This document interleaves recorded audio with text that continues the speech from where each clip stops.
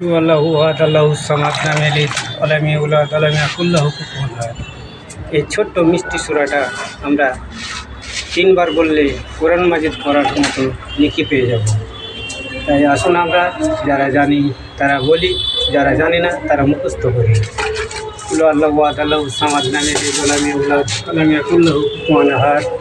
কুল আল্লাহু আহাদ আল্লাহু সামাদ লাম ইয়ালিদ ওয়া লাম ইউলাদ ওয়া লাম ইয়াকুল লাহু কুফুয়ান আহাদ। মাশাআল্লাহ, দুবার হয়ে গেছে। আরেকবার কুল আল্লাহু আহাদ আল্লাহু সামাদ লাম ইয়ালিদ ওয়া লাম ইউলাদ ওয়া লাম ইয়াকুল লাহু কুফুয়ান আহাদ। এই 3 বার হয়ে গেল। আমরা কোরআন মাজিদ পড়ার মতো নেকি পেয়ে যাব আল্লাহ সুবহানাহু ওয়া তাআলার কাছ থেকে।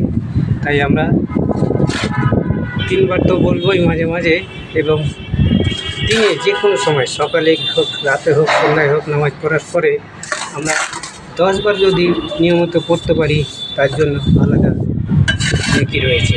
তাই আসুন আমরা সকলেই ছোটো ছোটো আমলগুলো করতে থাকি।